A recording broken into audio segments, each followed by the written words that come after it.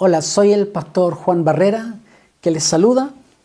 En este programa estamos hablando acerca de la violencia intrafamiliar. En este capítulo hablaremos acerca de la prevención y la restauración de la violencia intrafamiliar.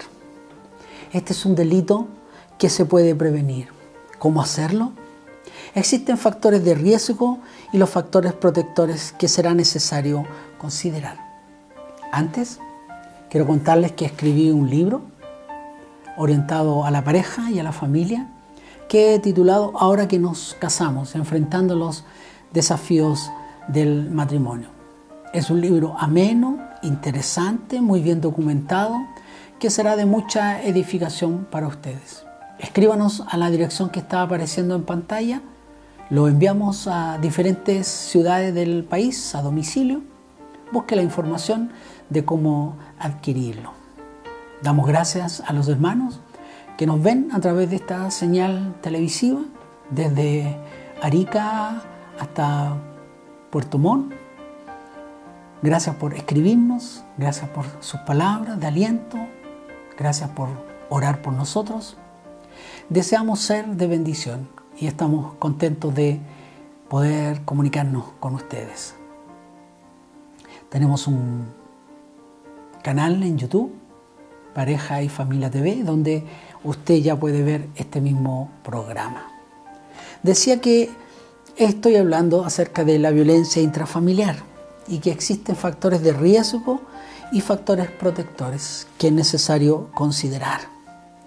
La Biblia, la palabra de Dios en el Proverbios 27 nos dice: el avisado ve el mal y se esconde, mas los simples pasan y llevan el daño. Otra versión del mismo texto dice: el prudente ve el peligro y lo evita. El inexperto sigue adelante y sufre las consecuencias. Estos pasajes nos hablan acerca de la prevención. Los factores de riesgo personales. La edad temprana. Estudios han demostrado que si la violencia se manifiesta en etapas tempranas de la vida, la probabilidad que se perpetúe y se naturalice es mayor. La exposición al maltrato infantil o ser testigo de la violencia intrafamiliar. En el caso de los hombres, la exposición a la violencia o abusos sexuales durante la niñez aumenta las probabilidades de hacer conductas similares.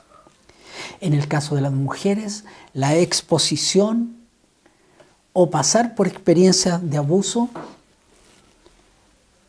produce o ayuda a que ellas se sometan a ese tipo de conductas.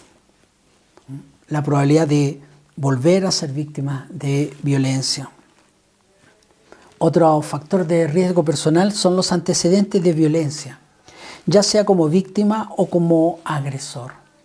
Las mujeres que durante la edad adulta han sufrido maltrato por su pareja tienen mayor probabilidad de ser nuevamente víctimas de violencia. De manera análoga, los hombres con antecedentes de comportamiento ofensivo o violento tienen mayor probabilidad de presentar este comportamiento en sus relaciones íntimas futuras. Otro factor, la personalidad antisocial. La personalidad antisocial. Las personas con características de personalidad antisocial, impulsividad, que carecen de empatía, tienen mayor probabilidad de desatender las normas sociales y tienden a ser violentos e impulsivos, lo que facilita que cometan actos de violencia intrafamiliar. Otro factor de riesgo, el consumo de alcohol y drogas. El consumo problemático de alcohol y de drogas ilícitas se considera como factor de riesgo asociado al ejercicio de la violencia intrafamiliar y al hecho de ser víctima de la misma. Otro factor, la aceptación de la violencia.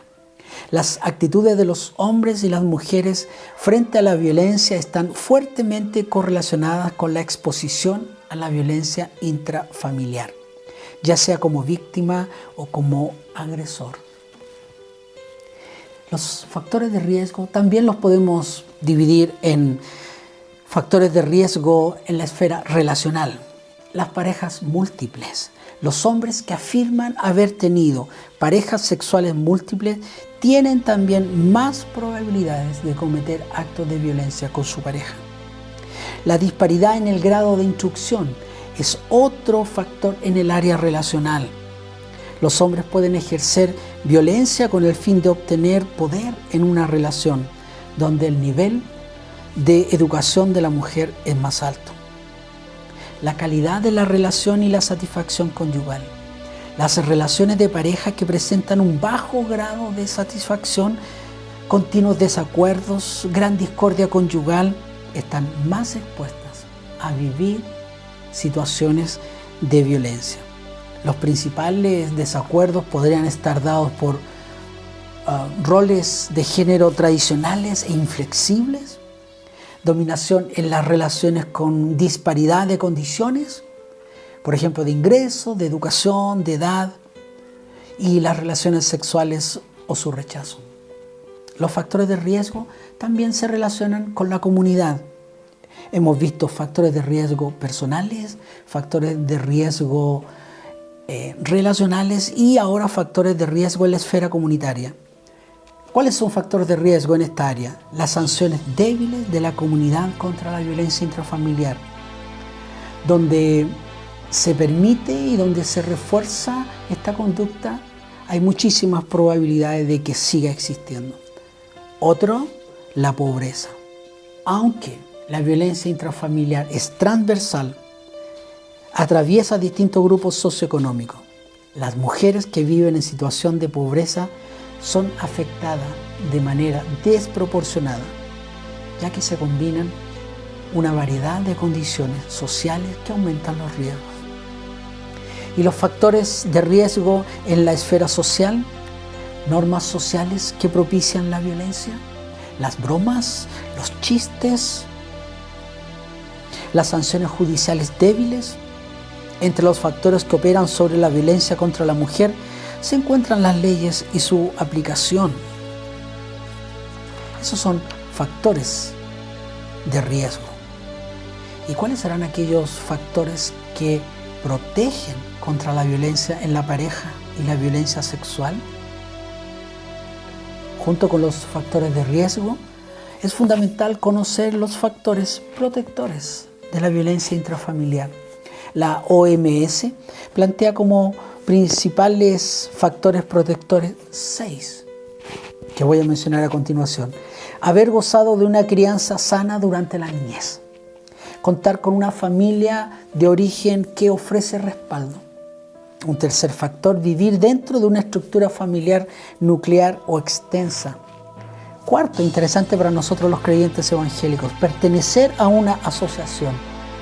Opera como un factor protector. Quinto, la capacidad de las mujeres de reconocer el riesgo. Y sexto, vivir en una familia donde los padres o cuidadores comparten roles. Interesante. También podemos hacer un aporte ahí. ¿Qué puede hacer una iglesia local para ayudar en la prevención de la violencia intrafamiliar? Personalmente creo que puede hacer mucho.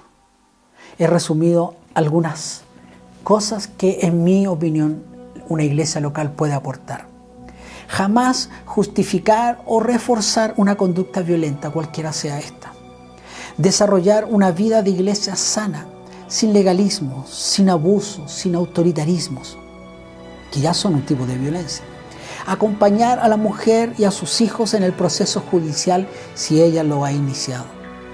No inmiscuirse en el proceso legal ni convencer a la mujer que cambie de opinión. No alentar esperanzas inciertas de conversión del agresor y aconsejar a la mujer a esperar en eso. Contener a la mujer y a sus hijos, darle oportunidad para hablar, que exprese sus miedos, sus anhelos. Reforzar en la mujer conductas nuevas, acciones nuevas. Educar a los niños de la comunidad en valores como el respeto, el cuidado, el amor por la mujer. Trabajar el perdón sin exponer otra vez a la mujer a situaciones de violencia. Y finalmente, fortalecer la esperanza. Mientras haya esperanza, no hay depresión. La depresión es una expresión de desesperanza. ¿Estás de novio o novia y ya observas señales de violencia? Espera un poco antes de casarte. ¿Eres madre o padre y tienes dudas acerca de la relación de tu hijo o hija por señales de violencia que has observado? No lo dejes pasar. ¿Provienes de un ambiente de violencia intrafamiliar? Elige, en el nombre de Dios, no repetir ese patrón de conducta. Tú puedes escoger. ¿Eres recién casado o llevas varios años ya? Comienza a desarrollar los factores protectores mencionados en este programa. Soy el pastor Juan, que se despide.